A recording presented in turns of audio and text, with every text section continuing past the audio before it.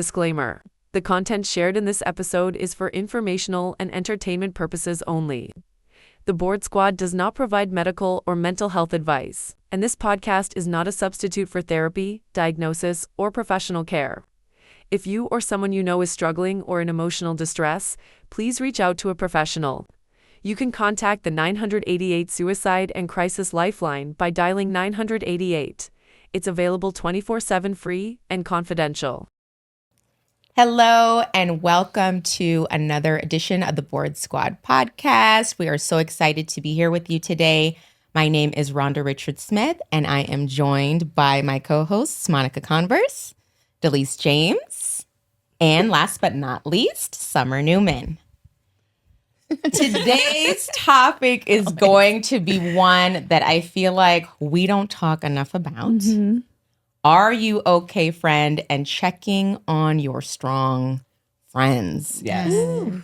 And I know for many of us, I think in our particular group, a lot of us are the strong friends. Yes. In our respective communities. Yes. And I don't think we always take into account the importance of taking care of our own well-being, but also for other friends and loved ones that we have that are strong friends. Are we checking on them? Yeah. Are we checking on each other enough? And what are some of those warning signs when, maybe you have a strong friend that's always like, I'm okay. Everything's great. It's good.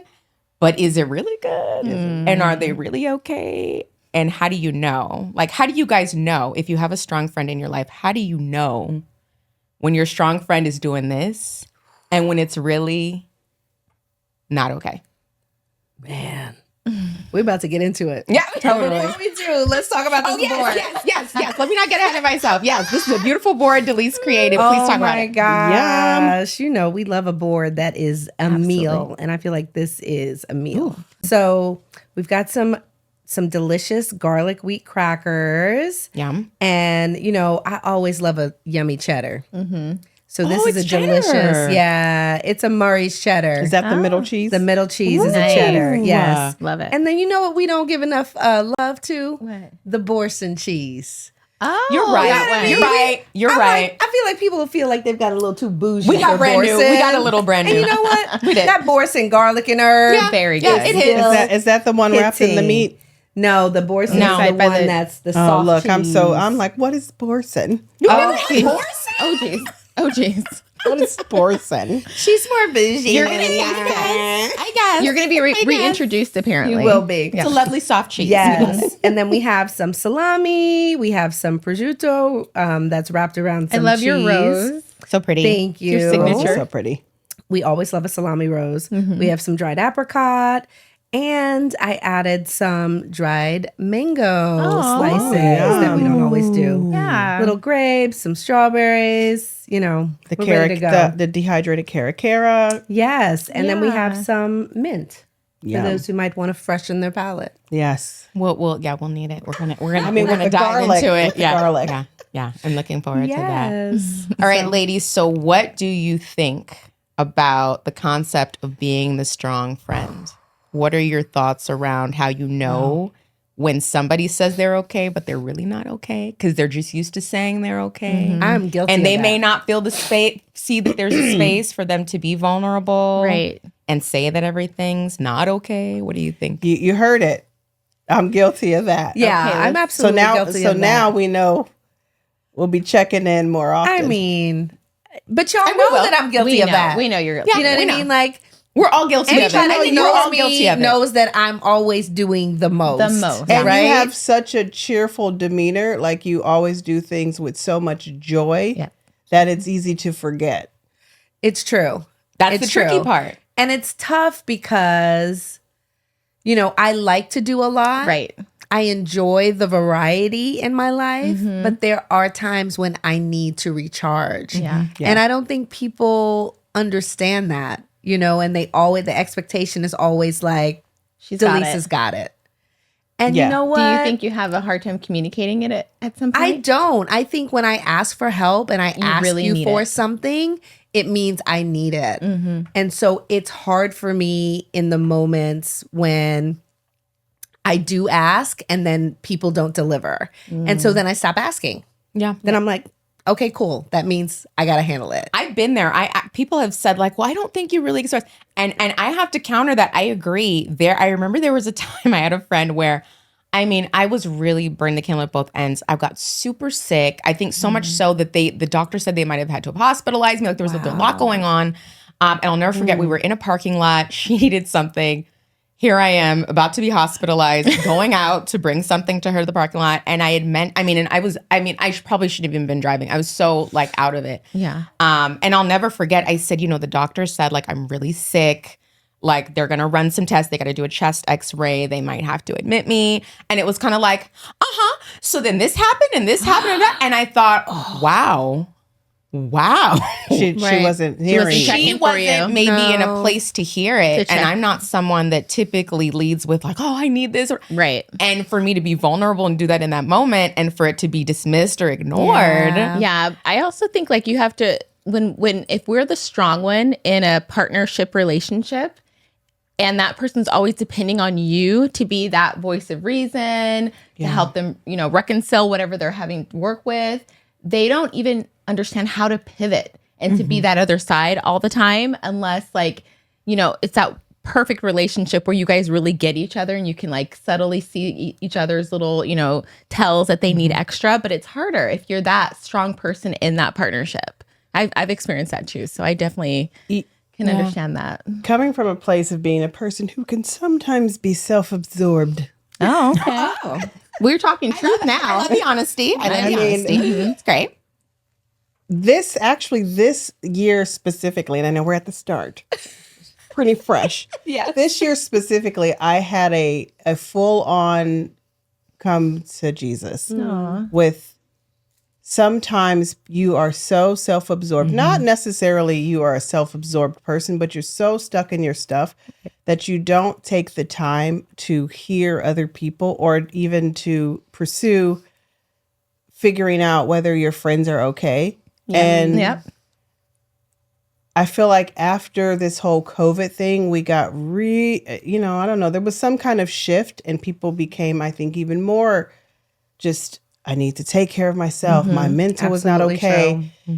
To a point that you also, it's like they don't consider the feelings and thoughts of other people almost as if they're incapable of doing it. And I feel like a lot of us need to get back to some self-evaluation to make sure that we are checking ourselves to say, okay, I know I got stuff going on, but I also need to stop and check in on my friends all the time. Yes. Yeah. All That's the true. time. Yeah. That's very true. I think it's COVID has had a lot to do with it, for sure. But I also think that women in general take on a lot. Yeah. Right. And for years, like back in the day, right? We say back in the day. When I was young, I'm not a kid anymore. Women just felt like they didn't have any choices. Totally. And we have way more choices now. Yeah. But we're still suffering in silence. Right? Yeah. It's like you look at the rates of depression right now. And it's crazy. Women suffer from depression twice as much as men do. Absolutely. Yeah. And we're only 50% of the women, it's like 30 to 50% of the women actually get help. Yeah. And then when you break that down to like Black women, it's probably even less because Absolutely. of the fear and the shame that's wrapped around actually saying, you know what, I'm not okay. Right. Well, it's the superwoman complex, right? That I talk about that plagues Black women. And I have to be like, as a therapist, it always disturbs me that we've been having these conversations for a while now. And I was hopeful because we talk so much about the superwoman syndrome, particularly in Black communities for Black women, how it's plaguing us, how it is causing depression and anxiety, and how we really have to break out of that. Yeah. But sometimes when I see the behaviors of others, for example, if someone gives someone else a no, people are still getting upset. People are still angry when you say that maybe you can't commit to something. So I think we have to also start having really honest conversations about capacity. We are Right. human beings just Exactly. like any other person on the planet. And feeling safe to say, like, Absolutely. I'm at my max. Like, Yeah. I am Yeah. struggling right now. birthday. I can't make it. I love you. I happy birthday. I'm proud of you. Yeah. But this is where I am, and I want to be real, and I want the friendship to have a reciprocity where you're understanding of that, where it's not like you're just sitting in your own space and saying, oh, she's not coming, or no, like step outside of yourself and say, she's letting me know how she really feels. And I feel grateful that you can open up in that way to me. And you also have to like not assume that you know everything that's going on with Right. somebody too, Exactly. right? Even if you see someone weekly or like very often, even if you see someone every day, you don't necessarily really know every single thing that they're having to deal with and encounter on a regular basis. And so I think it's really important to check in and to check in regularly with each other as friends, because one day things could be great. Right. And then the next day they're not. And I think, like withdrawal is one big piece that sometimes if you know that someone is starting to withdraw, that's a really telltale sign that something's going on. I think the I know other... as I get emotional over here. Oh, okay. Why? Why are you getting emotional? Well, though? It's okay. I love you, friend. We love you. It's okay. It's so okay. I have dealt with depression for a long time. And specifically in my family, weakness is... There's no just- place, right? Yeah. There's no place. There's no space. Yeah. there's maybe a small space for it. Yeah. But it's not so much the being weak, but also it's seen as whiny or super needy. And so a person like myself, you don't want to be needy. You don't want to be that friend who's always like, I'm sad or I need help. And you begin to create storylines and things in your head to keep you separated, almost shielding your friends from having to deal with your emotion, your stress, all the stuff you're dealing with. And sometimes you don't understand, like, why am I even here? This doesn't make sense. Like, I don't understand why I'm depressed. And I think it's important to pay attention to those signs of Absolutely. friends who just kind of remove themselves. Right.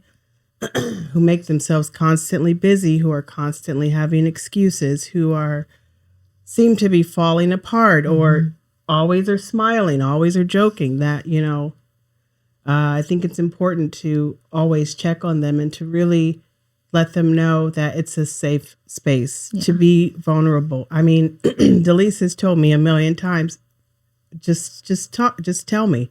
Like, it doesn't matter how many times you are repeating the same story or you're going through the same emotion, Get it out. Get it out. And I think that with the strong narrative that, we see a lot of women today trying to overcome, specifically Black women, it's still very much a thing. Yes, for sure. And it's something that needs to go away because, I think it's a topic for the future, but that soft life, there's something to that. Oh, yes. There's something for to sure. truly taking the time to take care of Nurture yourself. yourself. I mean, my Nurture your mom came out here from Tennessee and she found me on the couch and she said, "Get up, let's go for a walk." And that was really powerful. Yeah. Because she's like the strongest woman I know, but for her to meet me where I was and say, "Let's go for a walk," it was what I needed to like. And sometimes Get it's going. those Something little super simple. things. It is. It's some of those Something so simple Okay, little raccoon moment. things. No, it's fine. It is. It's the taking a walk. It's the drinking a glass of water. It's Right. just remembering to take at least one deep breath every day. Like, how many Yeah. days do we go and we don't take just one deep breath? And Something very allowing simple. yourself to take, as when you're coming out of it and when you're going through it, as many breaks as you need. And I mean, I don't care if people are like, "Okay, you've taken a break it seemed like every other day you're like wanting a vacation."